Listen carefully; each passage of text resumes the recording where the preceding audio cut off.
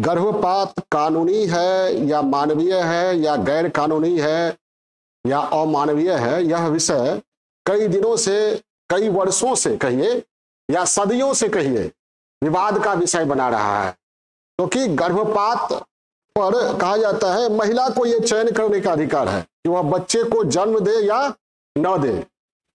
ठीक है, तो यह महिला के फ्रीडम ऑफ चॉइस का मामला है। वह उसे इस बात का चयन करने का अधिकार है कि वह बच्चे को जन्म दे या न दे। दूसरी ओर सदियों से, वर्षों से यह कहा जाता रहा है कि जैसे ही गर्भाधान होता है तो जीवन की प्रक्रिया शुरू हो जाती है।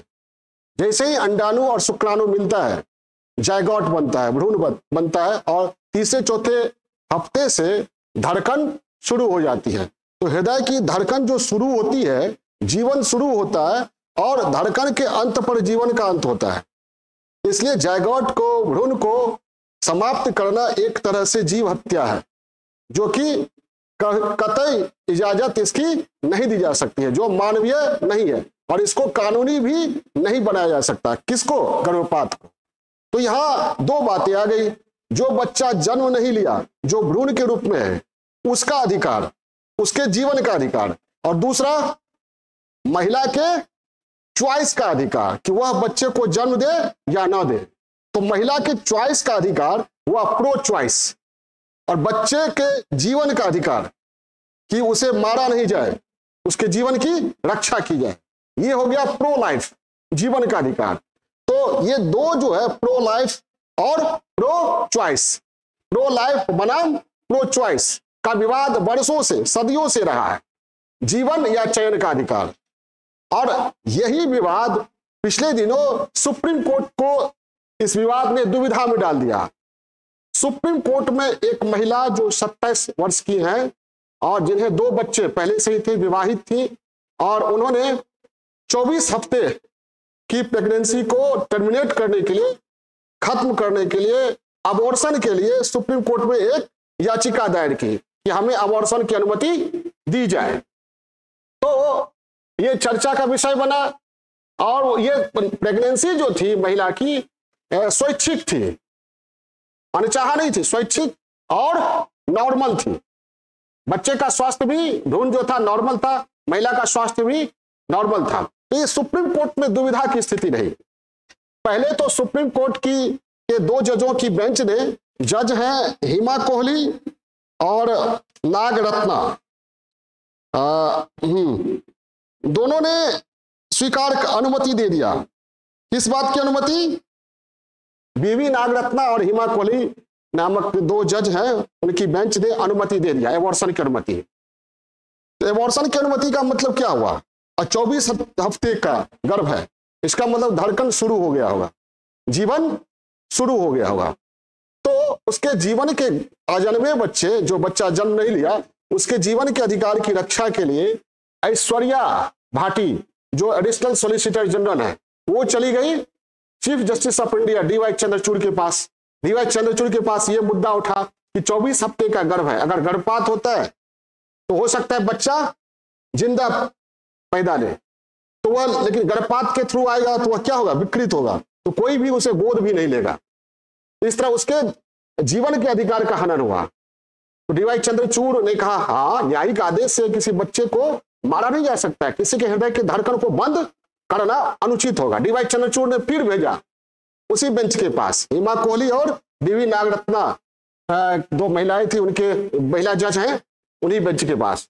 इस बार एम्स की रिपोर्ट के आधार पर एम्स ने रिपोर्ट दिया, महिला का रिपोर्ट और महिला के जो भ्रूण था उसके बारे में रिपोर्ट में यह था कि महिला भी स्वस्थ है और भ्रूण भी स्वस्थ है, किसी प्रकार का महिला को कोई खतरा नहीं है। तो इस बार जो 2 जजों की बेंच थी, इस बार बटा हुआ फैसला आया। एक जज ने कहा यह महिला की चॉइस का अधिकार है, वो बच्चे को जन्म देना दे।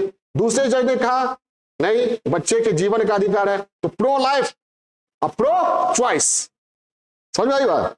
फिर ये हो गया, फिर ये अस्पष्ट हुआ, फैसला क्लियर नहीं हुआ ना, तब ये मामला फिर आ गया किनके पास? डीवाई चंद्रचूड़ के पास। डीवाई चंद्रचूड़ और कुछ जजों के बेंच ने कल यानी 16 अक्टूबर 2023 को यह निर्णय दिया कि न्यायिक आदेश से एक बच्चे को मारने का, एक बच्चे के धड़कते धड़कन को समाप्त करने का निर्णय देना अमानवीय होगा, अनुचित होगा। और डीवाई चंद्रचूड़ की बेंच ने इस याचिका को खारिज कर दिया। ठीक है, तो वही बात, महिला के चयन की बात और अजन्मे बच्चे के अधिकार की बात। जो बच्चा जन्म नहीं लिया तो उसका अधिकार है कि नहीं, उसका अधिकार है कि नहीं। हमारे संविधान में जीवन का अधिकार है, तो जीवन का अधिकार तो उसका भी है। अब यह बात अलग है कि गर्भ में जो आया भ्रूण जो है उसको व्यक्ति माना जाए या नहीं माना जाए। लेकिन भ्रूण जब बनता है अंडाणु और शुक्राणु तो जायगोट बनता है, वो स्टेम सेल की तरह होता है। उसमें क्या, उसी स्टेम सेल से सारे अंगों से के लिए उत्तरदायी सेल का निर्माण होता है, टिश्यू का निर्माण होता है। तो एक तरह से जीवन की प्रक्रिया वहीं से शुरू हो जाती है। तो विवाद किस बात का, चर्चा किस बात की है? प्रो लाइफ बनाम प्रो चॉइस। एक, जो बच्चा जन्म नहीं लिया लेकिन उसके जीवन की प्रक्रिया शुरू हो गई है, उसके अधिकार की बात। और दूसरा, महिला के चॉइस की बात कि वह बच्चे को जन्म दे या ना दे। तो महिला के चॉइस की बात हो गया प्रो चॉइस, और बच्चे के जन्म की बात हो गया प्रो लाइफ। क्लियर है? तो प्रो लाइफ के पक्ष में तर्क दिया जाता है कि जीवन गर्भाधान से ही शुरू हो जाता है, तीसरे चौथे हफ्ते से धड़कन शुरू हो जाती है। और अजन्मे भ्रूण को भी जीवन का मूल अधिकार जो हमारे संविधान में है, मानवाधिकार भी है, उसको है। इसलिए गर्भपात की इजाजत नहीं दी जा सकती है, गर्भपात को कानूनी नहीं बनाया जा सकता है। हाँ, गर्भ को, ये बच्चे को जन्म दिया जाए, अगर मां नहीं रखना चाहती है तो गोद लेने की प्रथा को, गोद लेने की प्रक्रिया को सरकार द्वारा प्रोत्साहित किया जाना चाहिए, लेकिन गर्भपात की इजाजत नहीं दिया जाना चाहिए। क्योंकि जो बच्चा अजन्मा है लेकिन भ्रूण के रूप में है तो उसमें जीवन है। जैसे ही भ्रूण बना जीवन की प्रक्रिया आरंभ हुई।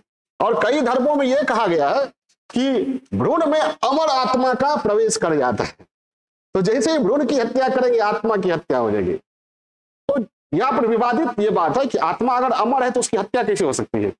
समझ में आ रही बात? खैर चलिए, लेकिन वर्ल्ड मेडिकल एसोसिएशन का मानना है कि किसी व्यक्ति का अस्तित्व गर्भ से ही शुरू हो जाता है, धड़कन से शुरू होता है, और धड़कन जिस दिन अंत हुआ व्यक्ति का भी अंत हो जाता है। तो असामान्य परिस्थिति में ही गर्भपात की इजाजत देना चाहिए, जैसे जब मां के जान को खतरा हो या दुष्कर्म के बाद कोई बच्चा पैदा ले रहा है। ठीक है, तो असामान्य परिस्थिति में गर्भपात की इजाजत दी जा सकती है। ठीक है, और बायोटेक्नोलॉजी क्या कहता है कि स्टेम सेल है जायगोट, और उसमें सभी अंगों के विकास की संभावना है। ठीक है, तो सभी अंगों से युक्त जीवन होता है, तो उसके विकास की प्रक्रिया को शुरू में ही अवरुद्ध कर देना। तो प्रो लाइफ किसके पक्ष में तर्क देता है कि जो बच्चा जन्म नहीं लिया उसका भी अधिकार है जीवन का, उसे जन्म लेने देना चाहिए। और उसके बाद मां अगर नहीं चाहती है उसके पालन पोषण को, ये नहीं कर पाती है, तो गोद लेने की प्रथा को या और भी तरीका है उसे प्रोत्साहित किया जाना चाहिए। प्रो चॉइस के पक्ष में तर्क दिया जाता है कि प्रत्येक महिला को क्या है, प्रत्येक महिला को अपने शरीर के बारे में निर्णय लेने का पूरा अधिकार है, शारीरिक स्वायत्तता का अधिकार है, प्रजनन करे या न करे ये चॉइस का अधिकार है, चॉइस का मामला है। ये भी आर्टिकल 21 में ही है। ठीक है, तो चॉइस का मामला है ये। इस महिला की चॉइस के अधिकार की रक्षा करना किसका कार्य है? राज्य का कार्य। तो राज्य क्या करे? ये व्यवस्था करे कि गर्भपात सुरक्षित हो और कानूनी हो, गर्भपात के लिए कानूनी बनाए। अगर सरकार या राज्य गर्भपात के लिए कानून नहीं बनाती है तो असुरक्षित तरीके से गर्भपात होगा, छिपे चोरी होगा, झोला छाप डॉक्टर से गर्भपात लोग करवाएंगे। तो इसमें क्या होगा? महिला के स्वास्थ्य का को खतरा रहेगा और बच्चा जच्चा दोनों के स्वास्थ्य को खतरा रहेगा। इसलिए कहा जाता है प्रो चॉइस के तर्क में क्या कि गर्भपात को कानूनी और सुरक्षित बनाया जाए। क्लियर है? असामान्य परिस्थिति में गर्भपात की अनुमति दी जाए। तो ये हो गया क्या? अभी क्या देखा आपने? प्रो लाइफ बनाम प्रो चॉइस। अब यहां पर यह देखिए कि और जो अजन्मा बच्चा है, जो बच्चा जन्म नहीं लिया है, ठीक है, और जन्मा बच्चा है, जो बच्चा जन्म नहीं लिया है, तो उसका भी कुछ अधिकार है कि नहीं? उसके संबंध में दुनिया में क्या है और भारत में क्या स्थिति है? ठीक है, और जन्मे बच्चे का अधिकार। तो पूरे वर्ल्ड लेवल पर देखा जाए तो जेनेवा डिक्लेरेशन 1924 में ये राइट्स ऑफ चाइल्ड से संबंधित है। ये कहा गया है कि जो बच्चा जन्म नहीं लिया लेकिन भ्रूण में है, उसके स्वास्थ्य एवं संपत्ति के अधिकार की रक्षा होनी चाहिए। अब भारत में क्या है? भारत में जीवन का अधिकार किस मूल अधिकार में है? आर्टिकल 21 में है। लेकिन इसमें यह स्पष्ट नहीं है कि जो बच्चा जन्म लिया नहीं लिया उस पर यह आर्टिकल लागू होता है या नहीं। लेकिन भारत में कई ऐसे कानून है, सुनिए, भारत में कई ऐसे कानून है जिसमें अजन्मे व्यक्ति के अधिकार की, अजन्मे बच्चे के अधिकार की रक्षा की गई है। जैसे ट्रांसफर ऑफ प्रॉपर्टी एक्ट की धारा 13, संपत्ति का हस्तांतरण अधिनियम की धारा 13 में कहा गया है कि जो अजन्मा बच्चा है, जो अभी पैदा नहीं लिया है, लेकिन संपत्ति उसको हस्तांतरित की जाती है, जन्म लेने के बाद संपत्ति उसका होगा। इसमें क्या हुआ? अजन्मे बच्चे के अधिकार की रक्षा की गई। हिंदू उत्तराधिकार अधिनियम 1956 में है कि जो बच्चा जन्म नहीं लिया, अगर उसके पिताजी की मृत्यु हो गई, लेकिन पिताजी की मृत्यु से पहले वह भ्रूण में आ चुका है, तो वह उसे भी उत्तराधिकारी बनने का अधिकार है, वह भी उत्तराधिकारी होगा। उसके बाद सीआरपीसी की धारा 416 में कहा गया है कि अगर कोई महिला गर्भवती है तो उसे फांसी की सजा नहीं दी जा सकती है, क्योंकि गर्भवती महिला एक अकेली महिला नहीं है, उसमें 2 जीवन है। तो एक जीवन के लिए मतलब दोनों जीवन को, जो गर्भ में है, भ्रूण में है बच्चा, उसने तो कोई अपराध नहीं किया है, तो उसको सजा नहीं दी जा सकती है। तो गर्भवती महिला को फांसी नहीं दी जा सकती है, हाँ उम्र कैद दी जा सकती है।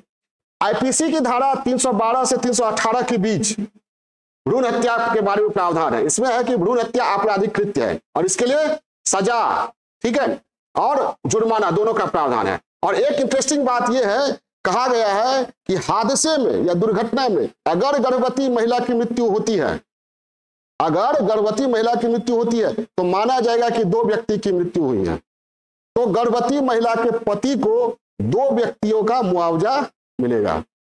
यह है, यानी अजन्मे बच्चे के अधिकार की रक्षा जगह जगह की गई है, ठीक है। तो फिर बच्चे को जीवन के साथ जन्म लेने देना चाहिए, मारना नहीं चाहिए। तो सुप्रीम कोर्ट ने बच्चे के इसी अधिकार की रक्षा के लिए निर्णय दिया है, बहुत अच्छा निर्णय है।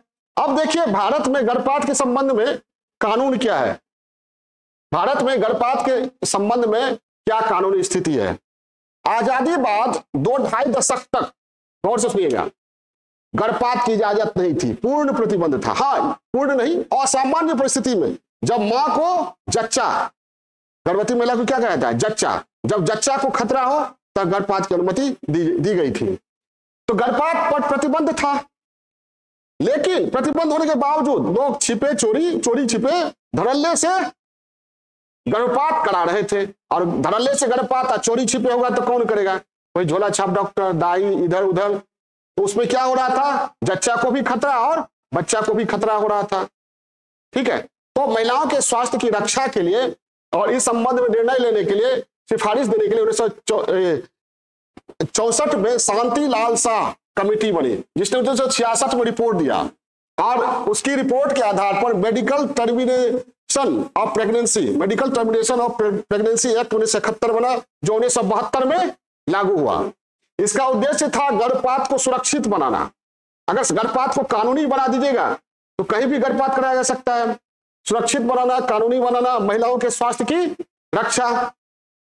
और इसमें कहा गया कि यौन अपराध या रेप के मामले, दुष्कर्म के मामले, या जच्चा को जान का खतरा हो, या मानसिक रूप से विक्षिप्त हो जच्चा और बच्चे को गंभीर रोग होने की स्थिति हो, तब गर्भपात की इजाजत है, सामान्य स्थिति में नहीं।